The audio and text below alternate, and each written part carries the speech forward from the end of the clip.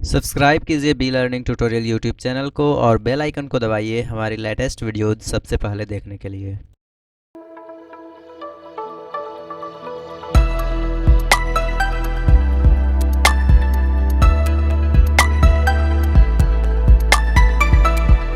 Hello students, स्वागत है आपका be learning tutorial YouTube channel में।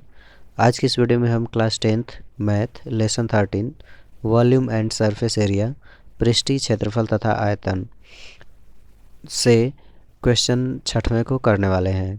और अगर आप एनसीईआरटी वाले स्टूडेंट्स हैं तो आप अपनी एक्सरसाइज 13.1 का क्वेश्चन नंबर 7वां देख सकते हैं। और जिस बुक से हम लोग क्वेश्चन को हल कर रहे हैं वो डॉक्टर मनोहरी की किताब से है। तो एक्सरसाइज 13A का प्रश्न 6वां ये है। ओके, तो देख सकते हैं ये है क्लास 10th की मैथ का एक्सरसाइज 13.1 लेसन 13 जो है उसका प्रश्न 6वां डॉक्टर मनोहरी की किताब से। अगर आप एनसीईआरटी वाले स्टूडेंट्स हैं तो आप क्लास 10th की मैथ की एक्सरसाइज 13.1 का प्रश्न 7वां देख सकते हैं, क्योंकि ये दोनों क्वेश्चन सेम है। चलिए इसे हम पढ़ते हैं। कहा गया है कि कोई तंबू एक बेलन के आकार का है जिस पर एक शंकु अध्यारोपित है। यदि बेलनाकार भाग की ऊंचाई और व्यास क्रमशः 2.1 मीटर और 4 मीटर है तथा शंकु की तिर्यक ऊंचाई 2.8 मीटर है, तो इस तंबू को बनाने में प्रयुक्त कैनवास का क्षेत्रफल ज्ञात कीजिए। साथ ही 500 रुपया प्रति वर्ग मीटर की दर से इसमें प्रयुक्त कैनवास की लागत ज्ञात कीजिए। ध्यान दीजिए कि तंबू के आधार को कैनवास से नहीं रखा जाता है। कहने का मतलब ये है कि कोई एक तंबू है जिसका एक सिरा बेलन जैसा है और उसके ऊपर एक शंकु जैसा बना हुआ है। तो उसे अगर कैनवास मतलब तिरपाल से अगर ढकना है या प्लास्टिक से ढकना है तो कितना तिरपाल की या कितना प्लास्टिक की ज़रूरत होगा। और उसका खर्चा भी दिया गया है कि अगर 1 वर्ग मीटर का खर्चा 500 रुपये है तो कुल खर्च कितना आएगा। ठीक है, तो क्वेश्चन काफ़ी इजी सा है। सबसे पहले तो आपको इसका फिगर बना लेना होगा और जो चीज़ें दी गई हैं उसे आप मेंशन कर देंगे। तो जल्दी से हम इसका एक फिगर बना लेते हैं, उसके बाद से आपको समझाते हैं। ठीक है, ओके, तो देख सकते हैं हमने एक फिगर ड्रॉ कर लिया है। यहाँ पे नीचे बेलन है और ऊपर एक शंकु जैसा आकृति है। अब कुछ चीज़ें इसमें मेंशन करी हुई हैं तो उसको हम लिख देते हैं। जैसे कि कह रहा है कि यदि बेलनाकार भाग की ऊंचाई और व्यास क्रमशः, तो सबसे पहले तो बेलन वाला जो भाग है इसकी ऊंचाई और व्यास दिया गया है।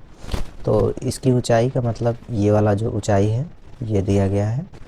तो कितना दिया गया है, तो 2.1 मीटर ये आपका, इसे हम कैपिटल H मान लेते हैं, 2.1 मीटर। ठीक, और कह रहा है कि इसका व्यास है 4 मीटर। तो व्यास तो यहाँ से लेके यहाँ तक की डिस्टेंस होती है, तो D बराबर 4 मीटर। यहीं से अगर हम R निकालना चाहें तो 2 मीटर हो जाएगा। ठीक है, इसके बाद कह रहा है कि इसकी तिर्यक ऊंचाई 2.8 मीटर है। तो इसे हम L मान लेते हैं और यहाँ पे लिख लेते हैं 2.8 मीटर। और ये तिर्यक ऊंचाई ये वाली होती है यहाँ से लेके यहाँ तक की। इसके बाद इसमें कह रहा है कि खर्चा 500 रुपया प्रति वर्ग मीटर का है। तो ये तो बाद की बात है। ठीक है, चलिए इसमें से जो चीज़ें दी गई हैं उसको हम लोग अच्छे से सेट कर लेते हैं। ठीक है, तो यहाँ पे कुछ चीज़ें दी गई हैं उसे हम एक बार लिख लेते हैं। जैसे बेलनाकार भाग की ऊंचाई, बेलन का व्यास और बेलन की त्रिज्या, ये सब चीज़ें। ठीक है, ओके, तो जो चीज़ें दी गई थी उन्हें हमने लिख लिया है। जैसे बेलनाकार भाग की जो ऊंचाई है वो 2.1 मीटर थी तो हमने लिख लिया। इसका व्यास था 4 मीटर तो वो भी हमने लिख लिया है। अब व्यास से हमने त्रिज्या निकाल दी है 2 मीटर। ठीक है, शंकु की तिर्यक ऊंचाई दी गई थी तो उसे हमने L मान लिया है और वो है 2.8 मीटर। अब हमें इस पूरी आकृति का क्षेत्रफल बताना है। तो इसके लिए बहुत ही सिंपल सा स्टेप है। बेलन का वक्र पृष्ठीय क्षेत्रफल निकाल देंगे और शंकु का वक्र पृष्ठीय क्षेत्रफल निकाल देंगे, तो निकल जाएगा पूरी आकृति का क्षेत्रफल। उसके बाद से जितना आएगा उसमें 500 से गुणा कर देंगे तो वह आ जाएगा उसका खर्च, जो कि हमें यही निकालना है। ठीक है, तो चलते हैं नेक्स्ट स्लाइड में और उसको हम लोग अगले स्लाइड में हल करते हैं अच्छे से। तो हमें निकालना है पूरे आकृति का क्षेत्रफल, या एक तरीके से कहें तंबू का क्षेत्रफल। तो यहाँ पे हम लिख देते हैं जो कुल पृष्ठीय क्षेत्रफल होगा वो होगा बेलनाकार भाग का पृष्ठीय क्षेत्रफल प्लस शंकु का पृष्ठीय क्षेत्रफल। तो बेलन का पृष्ठीय क्षेत्रफल होता है 2 पाई R H और शंकु का पृष्ठीय क्षेत्रफल होता है पाई आर यल। ठीक है, अब दोनों में आर सेम था। ठीक है, तो हम यहाँ से कॉमन ले लेंगे 2 पाई आर। देखिए यहाँ पे, सॉरी, हम यहाँ से पाई आर कॉमन ले लेते हैं क्योंकि पाई आर इसमें भी है, पाई आर इसमें भी है, तो पाई आर कॉमन ले लिए। यहाँ पे मिला हमको 2h प्लस यल। ठीक, अब हम वैल्यू पुट कर देते हैं जिसकी जिसकी वैल्यू दी गई थी। तो चलते हैं पिछली स्लाइड में। यहाँ पे आप देख सकते हैं एच की वैल्यू थी 2.1 और आर की वैल्यू है 2। ठीक है, तो यहाँ पे हम लोग वैल्यू रख देते हैं। पाई की वैल्यू रख देते हैं 22/7 और आर की वैल्यू कितनी थी, तो आर की वैल्यू थी 2 मीटर, तो यहाँ पे हम उसे भी रख लेते हैं 2। ठीक है, 2 गुणे एच की वैल्यू कितनी थी, तो एच की वैल्यू 2.1 मीटर थी, तो यहाँ पे हो जाएगा 2.1 प्लस यल की वैल्यू कितनी थी, तो यल की वैल्यू 2.8 मीटर थी, तो यहाँ पे रख देते हैं 2.8।